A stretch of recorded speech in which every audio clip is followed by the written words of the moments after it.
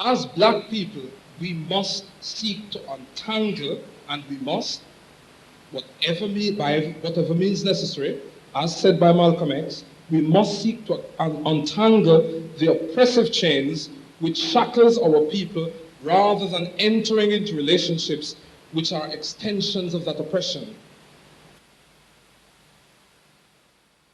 Either you're for or you're against racism. You cannot perpetuate an unracist society by maintaining separatist views.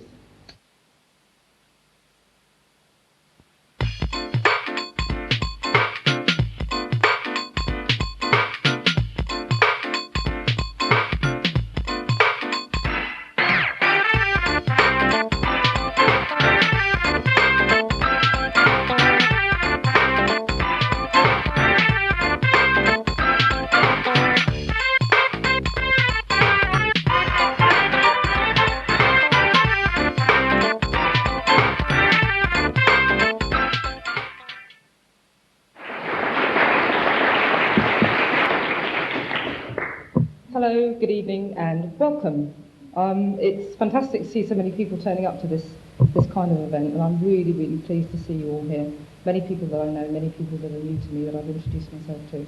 It's fantastic to see you all here, and thank you for making the effort to come out just before the Easter holidays. It's very much appreciated. Well, I'm one of the products, as it were, of a mixed relationship. I'm mixed origin, I'm half Indian, half English, and listening to all this about identity and whatever, I feel I'm just as much Indian as I'm English. I don't feel that I've lost my Indian identity at all. I feel that my parents, my Indian side, my dad has taught me about the Indian culture, the Indian religion. I was born in India. I've got very close relationships with my grandparents in India, and yet I still have close relationships with my English side of the family as well, and just as much understanding. I feel it gives you a much broader outlook of life and of people and culture, and being able to accept different races. Both my children are very fair-skinned, and when my son, when we were living in Bassett Green, he went to Hardmoor Corps, which is partially belong to Hampshire, and they've got the Friends of the Hardmoor Corps. So it was almost a semi-private school. He was the only black child there, and of course he looked white. And he came home one day, and we were looking at the television, and there was a West Indian gentleman on television, very, very dark-skinned, and he went, "Ooh, black people." He said, "I don't like them at all." So I whipped out the album, the photo album, and I showed him a picture of my father. I said, "You see that?" I said, "That's a black man." I said, "That black man is my father." I said, "And if you hate him," I said, "you have got to hate me." Now, he was 5 years old. I know that children from mixed races suffer. Black guys in general actually lose their identity.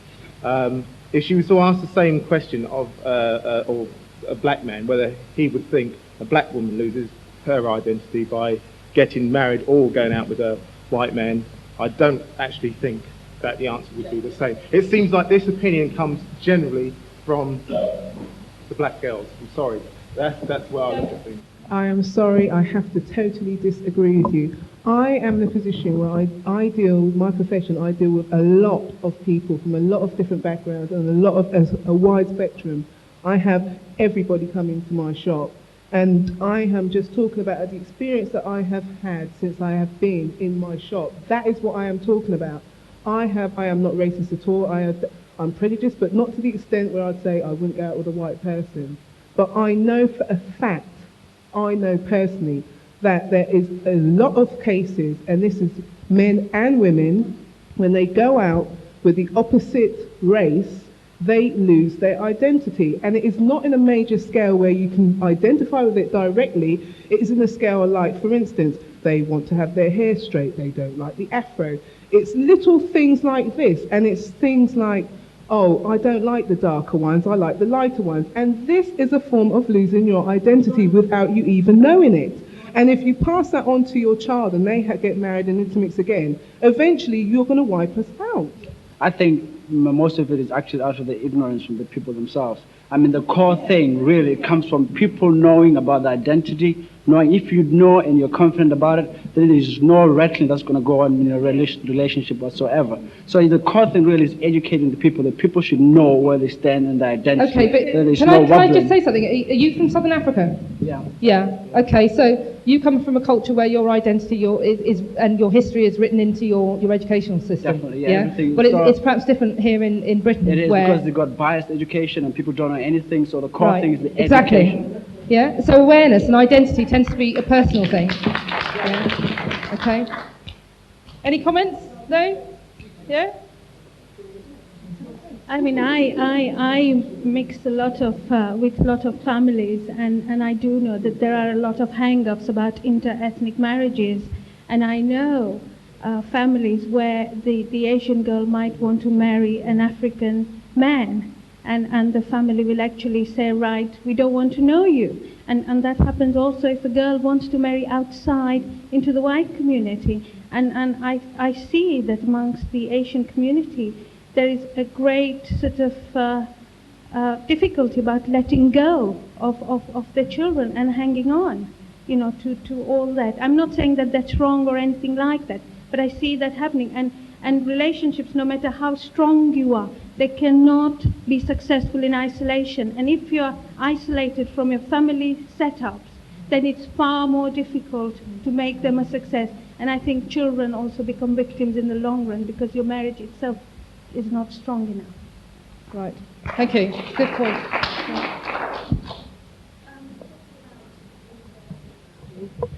Specifically about the Asians, they have hundreds and hundreds of years of culture and religion to break down. We are only second or third generation, and I wouldn't think it's unfair to expect our parents to integrate so easily. As when you say we are, do you mean you're a result of a... No, I'm not. I'm a result of an Indian marriage, and I've had arranged marriage myself.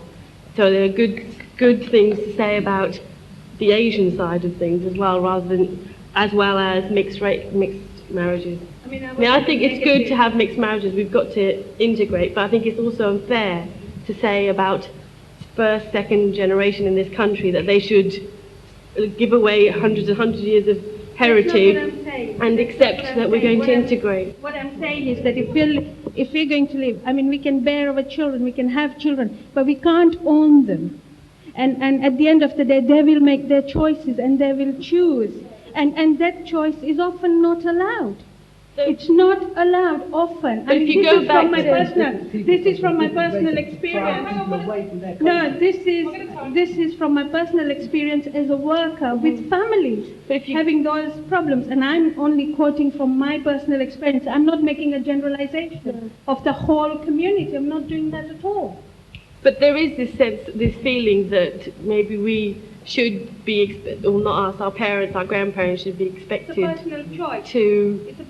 go along with, or say our children should integrate, our children should be allowed to marry out of religion. Okay, that's Can I address what this guy's saying behind me here? At the end of the day, right, how many black people wear their traditional dress, right? You know what I mean? I don't see any black. Listen, no, it's not a matter of being shameful. It's not. Just hush up, man. Because please, let's have one at a time. No. You said just now. I wanted you to talk, yeah, and you declined. Okay, so let's. I mean, I'm a sort of like unique maybe to the people that are here. That I was brought up in the care system, right? It was white. Me too. In the middle class area where they had yachts in their boats, right? And we were treated, right, that if you were black there, that you're automatically a mugger, or you're scrounging off the society and all the rest of it. Now, when I left the care system, they were the views I came out with, right? If a black person came near me, I was frightened, generally frightened of them, right? Because I didn't consider myself black. And at the end of the day, right, I've had to re-educate myself, right? And let's address what Franklin said. At the end of the day, this black struggle that we're all fighting for, right? If we didn't have white people that were dying and all the rest of it on the front line with black people, then we wouldn't be where we are today.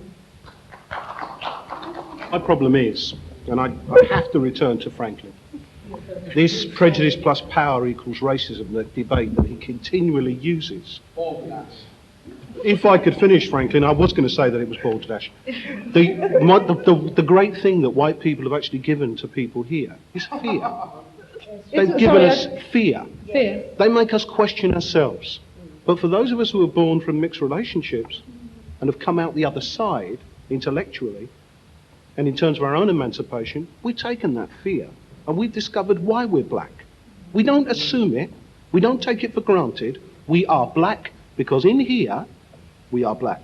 I don't need the clothes that tell me I am. I am black because my head and my heart tells me I'm black.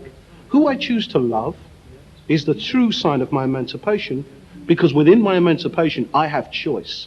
And the one thing that white people have tried to deny me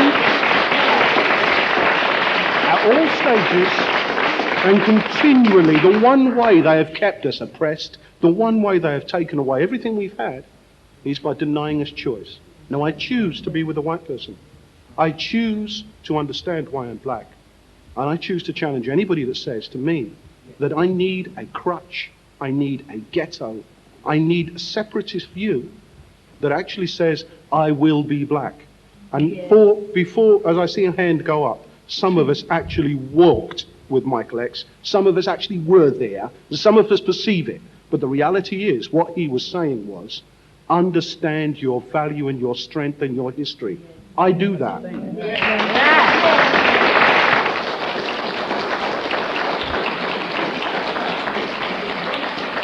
Thanks very much. We've talked about love and choice kind of being, the essence of freedom. Yeah, I think that's a kind of very, very 1980s and 1990s. Yeah, it's a moot point, but that's still fairly idealistic, and it doesn't actually sort of portray the reality of a lot of mixed race relationships. I wonder how many people feel that sometimes it's actually fashionable to go out with black people.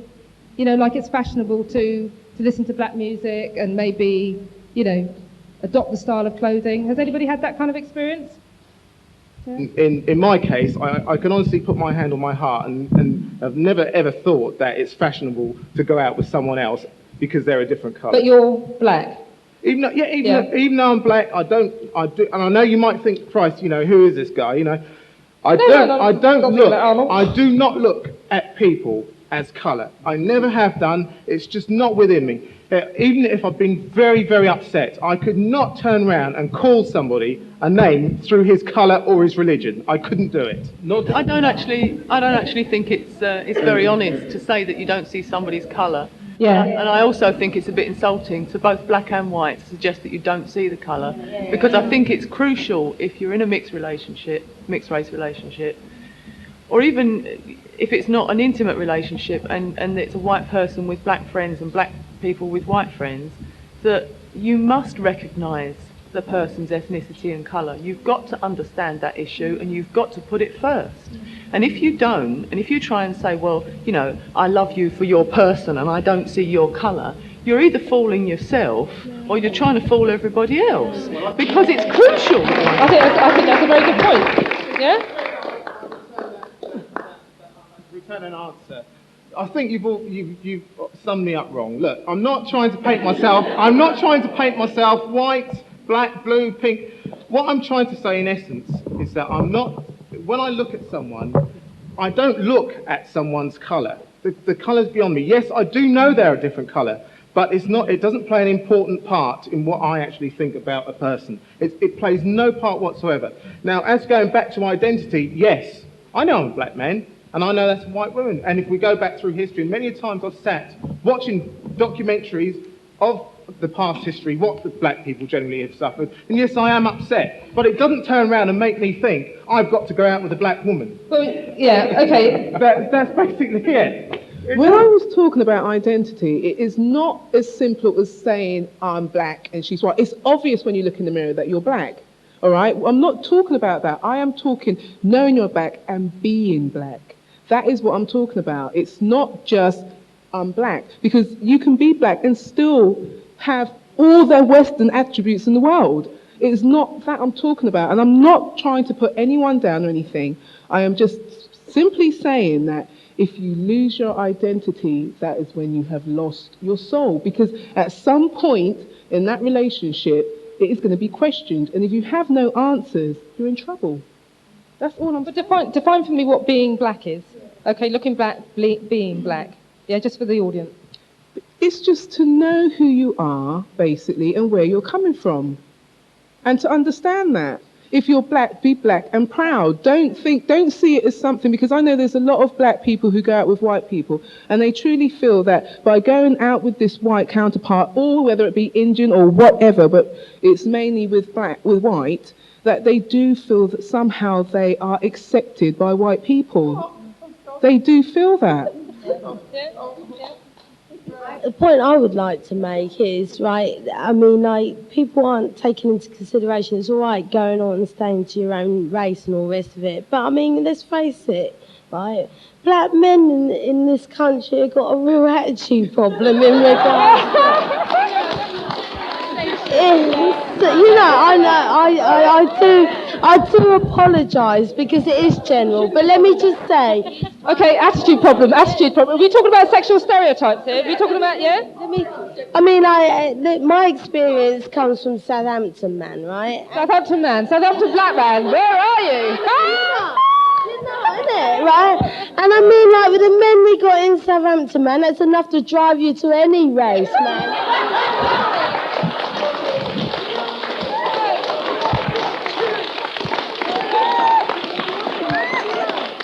I'm sorry. I know the type of men you're talking about, but I have to defend my male counterparts. Sure, there are men. Have you got a Southampton man here? Have you got a few of them? Yeah? Are you in a herd somewhere? Yeah? Sure there are. You're going to have to speak to me. I know some of you are here.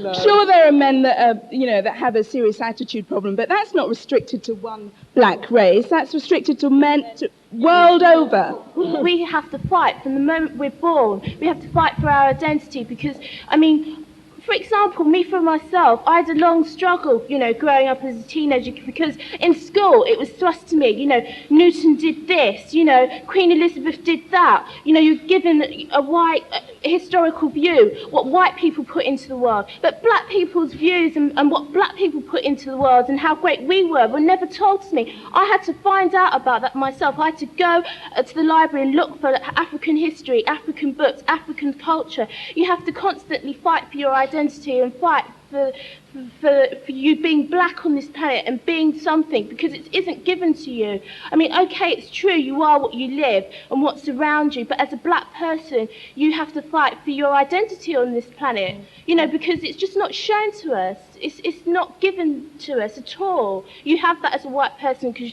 it's constantly portrayed that, you did wonderful things, you did this, you did that. But black people built the pyramids and it isn't told, things like that. We have to go and find that out. The unwritten history, yeah? I think one thing that should be addressed, at least later on, is the propaganda machine and the way it perpetuates a lot of these ideas. I think that is, at the moment, being left out and forgotten. Okay, well, tell me how that's relevant. In what way you think that's relevant to mixed-race relationships? Well, for example, in the Spike Lee, one of the Spike Lee films, the first time I sat down and I saw a black couple have a picnic, and just merely trivial things like that are sort of gone unknown, I go around with my girlfriend in Southampton, for me, and we get weird looks. People just never seen a black couple. We get sort of looks of shock and horror that, hey, there's a black couple and they can exist, and they can love each other, holding hands. Yeah. There's an educated black woman with plaited hair who looks African. Oh boy. They look as... I agree with what you said. It seems that a mixed race couple seems to be more acceptable than a black couple. If you look at the mass media as a whole, all the couples you see, as soon as a black man seems to get successful, he's got a white woman on his arm. Why? Yeah. I've never, all the successful, even not nationwide success, but even local success, I've seen it. As soon as a black man is successful, I don't know if it's for status or what it's for, but it's immediately, I've known them to leave their black wives for white women as soon as they're successful. Why? Let's make the link now between mixed race relationships, okay, and what is happening to black people in, let's be honest, white racist society in Britain today, okay, because the statistics do show that blacks are very, very, very, very much more disadvantaged, okay. Now, can anybody kind of make that link for me? Yeah? I don't think it's about an economic status or, a balancing of the status, because I find that a lot of working class black men would automatically go for a white woman. So I don't think it's a status thing at all. I mean, my relatives, they would say they're not going to return to the West Indies because there aren't enough white women there for them. These are black men speaking, and they're quite happy to admit that. Are they related to Southampton men? No? Well, they're from the southeast. But I was interested in what this young lady was saying. She was saying if she saw a good-looking white man and a good-looking black man, she would gravitate immediately towards the good-looking black man. And there are not many black men who feel that way about us. They would see a good-looking white woman and gravitate towards her. But I've actually found black men saying to me that it's also a question of supply and demand, you know? Can I just say, as a mother, what I've observed with black men and white women, I believe that a young black person has tremendous strength, a woman especially, and they're very assertive. And I feel this is the main reason why a majority of the black men go for white women. Black women are very, very strong. We've got a strength that is craved after, and is sought after by the whites. Yeah? Because no matter what our situation, no matter what our circumstance, we pull through. We are victorious in the end.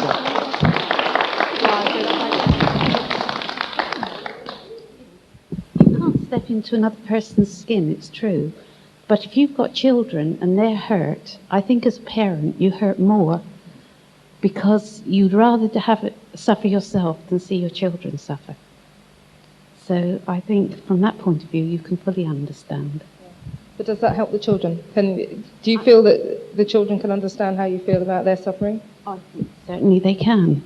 And I think the way they've grown up has proved that they can. Children, I think the strength of the children lies in the strength of the parents. We have such a lot of stereotyping in so many ways. Several things one could say. 35 years ago, when we knew each other, and we married 32 years ago, it wasn't fashionable for black to go with white or white to go with black, some of the points of view.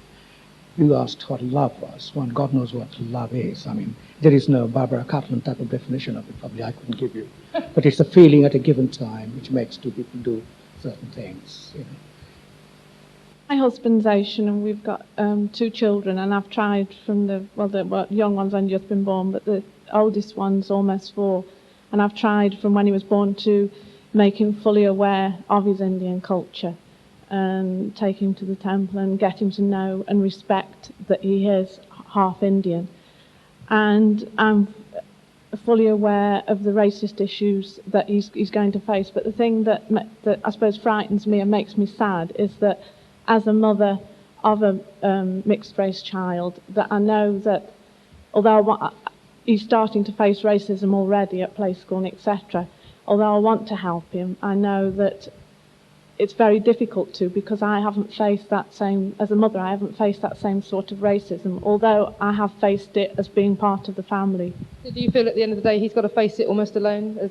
Well, that's the thing, that's obviously I want to help him as much as I can, and I'm trying to, but at the end of the day I haven't experienced that same aspect of racism, although I have experienced it by being married to somebody who's Asian, but not the same extent that he is, because he is half Asian. But you feel as though you understand enough to prepare him as much as possible for what lies ahead? Yeah, well, I really hope so, yeah, and I'm trying to. I think we have to acknowledge that our children are going to go through painful experiences. But I also think that apart from preparing them, I think we really need to nurture their racial identity, that they are something, and really give them positives. I know the media gives all negatives and lots of negatives, but I think we should try and nurture the positives of a racial identity apart from preparing, so that they find that inner strength to move on. I was listening to Franklin, and obviously a lot of his motivations is coming from a political point of view, right? When the reality for most of us here, we're living in this society, and in this society we have mixed marriages, we have children that's gone into mixed marriages and so on. So we have got to learn to live with that.